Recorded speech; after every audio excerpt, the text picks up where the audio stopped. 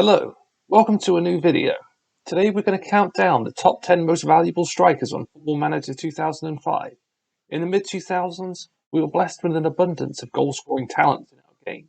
More or less all of these guys went on to have highly successful careers, both collectively with their clubs and individually with Golden Boots and Ballon d'Ors. But let's start our trip down memory lane, and at number 10, it's Antonio Cassano. As you can see, the young Italian forward is still at Roma and showing high levels of potential. His physical and technical attributes are already great. His mentals, on the other hand, not so good, which may have inhibited his growth into a truly elite player. He would eventually go on to join Real Madrid in 2006, where he would win a La Liga title. In ninth place, we have Wayne Rooney. At the age of just 18, you can see how incredibly good he already was, and that's why United spent all that money on him. He spent the majority of his career at the club before returning to Everton. He now manages DC United in the MLS. You know this is a high-quality list when Zlatan is in 8th place, but here at the age of 22, he's at Juventus. Attribute-wise, he's looking great, particularly his physicals. Unfortunately for Juve, he would only stick around till 2006 before joining Inter Milan. He would go on to have a legendary career, winning league titles in Holland, France, Spain, and Italy. Amazingly, he's still playing for AC Milan, so he could potentially add a few more titles to his list. Next up, it's Ruud van Nistelrooy. The Dutchman had a successful period at Man United, winning a Premier League title and a Golden Boot. He eventually would join Real Madrid. At number 6, it's 20-year-old Fernando Torres. Still at Atletico Madrid here, he would go on to become the club's youngest ever captain. Trophies were hard to come by during his first spell at Atletico, only winning a Spanish second division title. In the summer of 2007, he went on to join Liverpool, where he hit some of the best form of his career.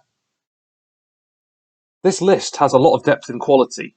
Next up, it's Raul. A Real Madrid legend, he made 741 appearances in all for the club, scoring 323 goals.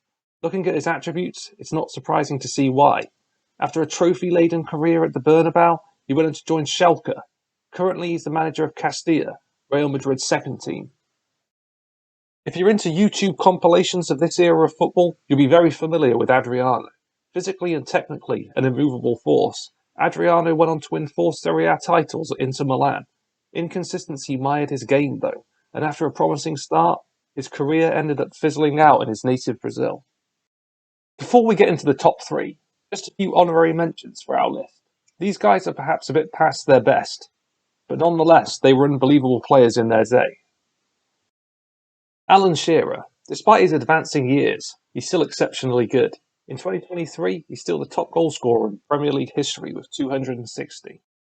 Likewise, 35-year-old Dennis Bergkamp, another legend of the sport and one of the best technical players I've ever seen. The final honorary mention, Gabriel Batistuta, an elite career in the Argentinian league and Serie A. As you can see, he now plays his trade in Qatar. When I was a kid, I would always sign him on this game if I could. But without further ado, let's get back into our top 3. In third, we have Roma legend Francesco Totti, a one-club man. Despite the advances of many huge clubs, he spent his entire career in Rome. He managed to win a Serie A title in the 2000-2001 season. He also triumphed in the 2006 World Cup with Italy. Our runner-up is Andrei Shevchenko. After breaking through the youth system at Dynamo Kiev, he went on to join AC Milan.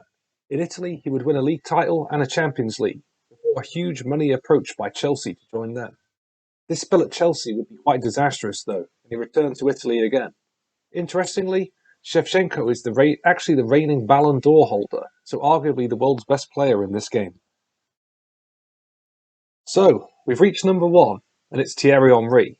Pace 20, acceleration 20, agility 20, but this guy couldn't be described as just a pace merchant. Technically, he was incredibly good as well.